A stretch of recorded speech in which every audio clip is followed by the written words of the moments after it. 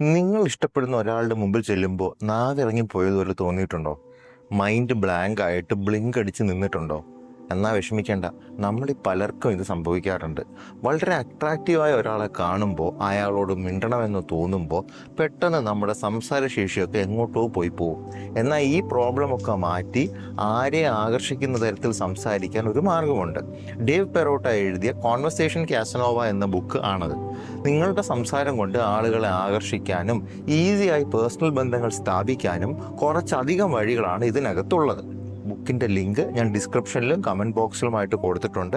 പിന്നെ ഒരു കാര്യം ആദ്യമേ പറയട്ടെ, ഈ ബുക്ക് സ്പെസിഫിക് ആയിട്ട് സ്പെഷ്യലായിട്ട് ഡേറ്റിങ്ങിന് വേണ്ടി എഴുതിയിട്ടുള്ളതാണ്.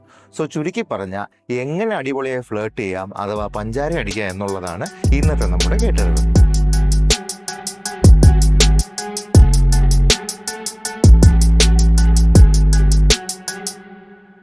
ഓക്കെ, അപ്പോൾ ആദ്യം ഡേവ് എടുത്തു പറയുന്നത് നിങ്ങളുടെ മൈൻഡ് സെറ്റിനെ കുറിച്ചാണ്. അതാണ് മക്കളെ നിങ്ങളുടെ മെയിൻ ആയുധം. നിങ്ങളുടെ ചിന്തകൾ പോലെ ഇരിക്കും നിങ്ങളുടെ ഡേറ്റിംഗ് ലൈഫും.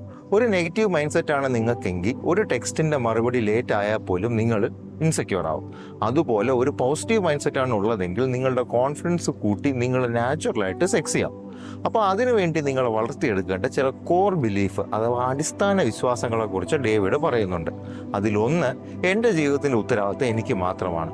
നിങ്ങൾക്ക് എന്തെങ്കിലും വേണമെങ്കിൽ അത് നേടേണ്ടത് നിങ്ങളാണ്, അല്ലാതെ മറ്റുള്ളവരെ കുറ്റപ്പെടുത്തിയിട്ടോ വേറെ ആൾക്കാരെ കാത്തിരുന്നിട്ടോ ഒന്നും ഒരു കാര്യവും ഇല്ല. 2, ഞാൻ സെൽഫ് സഫിഷ്യൻ്റ് ആണ് അഥവാ സ്വയം പര്യാപ്തനാണ്. അതായത് നിങ്ങൾക്ക് ലൈഫിൽ സന്തോഷം അനുഭവിക്കാൻ ആരുടെയും അംഗീകാരം ആവശ്യമില്ല എന്ന് മനസ്സിലാക്കുക. വെറുതെ ആൾക്കാരെ ഇംപ്രസ് ചെയ്യാൻ ശ്രമിക്കുന്നതിന് പകരം ആത്മാർത്ഥമായ ബന്ധങ്ങൾ സ്ഥാപിക്കാൻ ഈ മൈൻഡ് സെറ്റ് നിങ്ങളെ സഹായിക്കും. 3, ജീവിതത്തിൽ വ്യക്തമായ മിനിമം ഒരു പേഴ്സണൽ ആൻഡ് പ്രൊഫഷണൽ ഗോളെങ്കിലും ഉണ്ടായിരിക്കണം.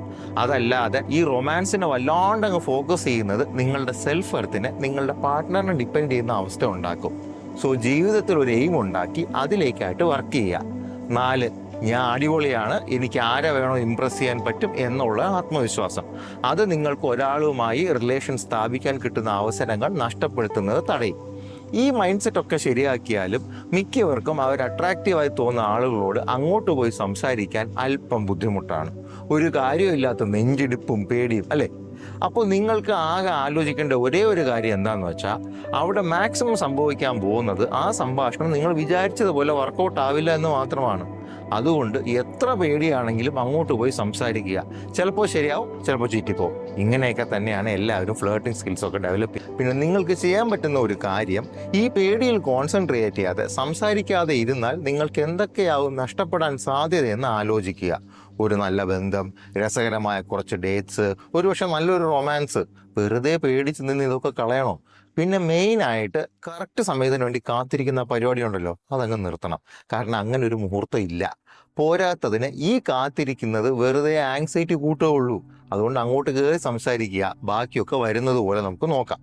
ഇനി സംസാരിക്കുമ്പോൾ ശ്രദ്ധിക്കേണ്ട പ്രധാന കുറച്ച് കാര്യങ്ങളുണ്ട്. 1, വളച്ചു കെട്ടില്ലാതെ കാര്യങ്ങൾ മാന്യമായി പറയുക. ഉദാഹരണത്തിന്, ഹൈ, ഇത് കുറച്ച് റാൻഡം ആണെന്ന് എനിക്കറിയാം, എന്നാലും എനിക്ക് തന്നെ കണ്ടപ്പോൾ സംസാരിക്കാതിരിക്കാൻ തോന്നിയില്ല, കാരണം യു ലുക്ക് വെരി ക്യൂട്ട് എന്ന് വേണം ഈ പറഞ്ഞു തുടങ്ങാം.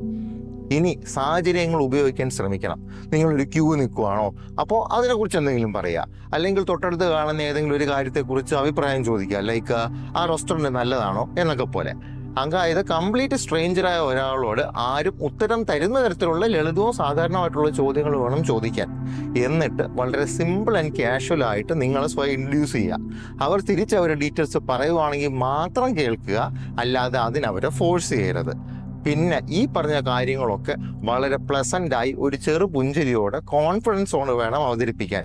വേണമെങ്കിൽ മുറിയിൽ കണ്ണാടിയുടെ മുമ്പിൽ നിന്ന് ഇതൊക്കെ കുറച്ച് ദിവസം പ്രാക്ടീസ് ചെയ്യുന്നത് നന്നായിരിക്കും. ഇനി ഒരാളെ അങ്ങോട്ട് കയറി പരിചയപ്പെടുമ്പോൾ മിക്കവരും വരുത്തുന്ന ചില തെറ്റുകളും ഈ ഡേവിഡ് ചൂണ്ടിക്കാണിക്കുന്നുണ്ട്. വളരെ വേഗത്തിൽ സംസാരിക്കരുത്, അത് നിങ്ങളുടെ ഇൻസെക്യൂരിറ്റിയാണ് കൺവേ ചെയ്യുന്നത്.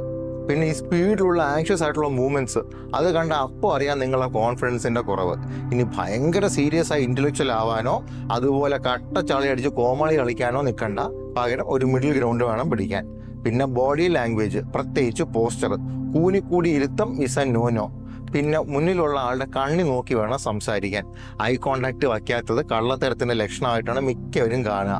പിന്നെ അവരുടെ ശരീരഭാഗങ്ങളിൽ തുറിച്ചോ അല്ലാതെയോ നോക്കുന്നത്, ചിലപ്പോൾ അടി കിട്ടും. പിന്നെ സംസാരിക്കുമ്പോൾ നാച്ചുറൽ ന്യൂട്രൽ ടോൺ പിടിക്കുന്നതാണ് നല്ലത്. അതുപോലെ ഉച്ചത്തിൽ നിലവിളിച്ച് സംസാരിക്കേണ്ട, അതേപോലെ അടക്കി പിടിച്ച് പറയുകയും വേണ്ട. എല്ലാ കാര്യങ്ങളും ഉൾട്ടയടിച്ച് കിട്ടും. നിങ്ങളുടെ സംസാരവും ബോഡി മൂവ്മെൻറ്റും ബോധപൂർവം പതുക്കെ റിലാക്സ്ഡ് ആക്കണം.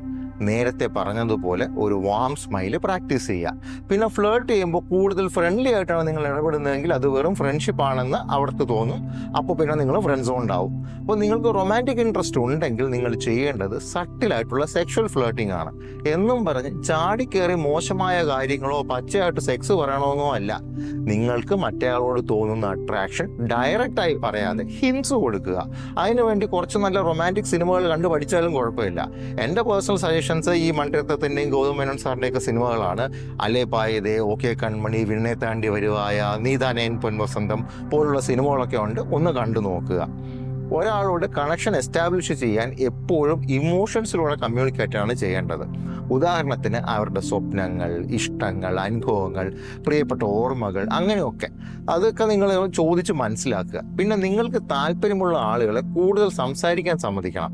അവർക്ക് സംസാരിക്കാൻ പാകത്തിലുള്ള ഇമോഷണൽ കണക്റ്റുള്ള ചോദ്യങ്ങൾ ചോദിച്ചിട്ട് അവരുടെ മറുപടികൾ വളരെ ആത്മാർത്ഥമായിട്ട് കേൾക്കുക. അവർ പറയുന്നത് കേട്ടിട്ട് അതിനെ ബേസ് ചെയ്ത് ഫോളോ അപ്പ് ചോദ്യങ്ങൾ വേണം ചോദിക്കാൻ. ഇതിനിടയിലൂടെ നൈസായിട്ട് നിങ്ങളെക്കുറിച്ചുള്ള ഡീറ്റെയിൽസ് സട്ടിലായി ഷെയറും ചെയ്യണം. നിങ്ങളുടെ പോസിറ്റീവ് ട്രേറ്റ്സ് കാണിക്കുന്ന ഇൻസിഡൻസ് ലൈറ്റായിട്ട് മെൻഷൻ ചെയ്യുന്നത് ഗുണം ചെയ്യും. ഉദാഹരണത്തിന് നിങ്ങൾ ഒരു സിറ്റുവേഷനിൽ ഇങ്ങനെ ചെയ്തു, അങ്ങനെ സംസാരിച്ചു എന്നൊക്കെ പറയുമ്പോൾ കേൾക്കുന്ന ആളിന് നിങ്ങൾക്ക് ലീഡർഷിപ്പ് ക്വാളിറ്റിയോ അതോ മറ്റെന്തെങ്കിലും പോസിറ്റീവ് ക്വാളിറ്റിയോ ഉണ്ടല്ലോ എന്നൊക്കെ ഒന്ന് ഫീൽ ചെയ്യണം. നോട്ട് ദ പോയിന്റ്, ഫീൽ ചെയ്യണമെന്നാണ്, അല്ലാതെ അവർക്ക് മനസ്സിലാവണമെന്നല്ല. ഇനി എന്നും വിചാരിച്ച് ഇല്ലാത്ത കഥയൊക്കെ പറഞ്ഞ് തള്ളി മറിച്ച് വെച്ചാൽ ലാസ്റ്റ് അത് നിങ്ങൾക്ക് എന്നെ പാരയാവോ എന്നോർത്തു. പിന്നെ അതുപോലെ ഇത്തരത്തിൽ കഥകൾ അവരെ കൊണ്ട് പറയിപ്പിക്കാൻ വളരെ സട്ടിലായിട്ട് എൻകറേജ് ചെയ്യുകയും വേണം കേട്ടോ. അപ്പോൾ ഡേവ് പെറോട്ടയുടെ കോൺവെർസേഷൻ കാസനോവ എന്നത് ഫ്ലേർട്ടിംഗ് എന്ന കല എങ്ങനെ നിങ്ങൾക്ക് പഠിക്കാം എന്നുള്ള ഒരു കംപ്ലീറ്റ് ഗൈഡാണ്. ഫ്ലേർട്ടിംഗ് എക്സ്പേർട്ട് ആവാനുള്ള പ്രാക്ടിക്കൽ സ്റ്റെപ്സ്, കോൺവെർസേഷൻ ടെക്നിക്സും ഒക്കെ ഇതിൽ കുറേ ഉണ്ട്. സോ നിങ്ങൾക്ക് ഈ സ്കില്ല് പഠിക്കണം എന്നുണ്ടെന്നുണ്ടെങ്കിൽ തീർച്ചയായും ബുക്ക് ഞാൻ സജസ്റ്റ് ചെയ്യും.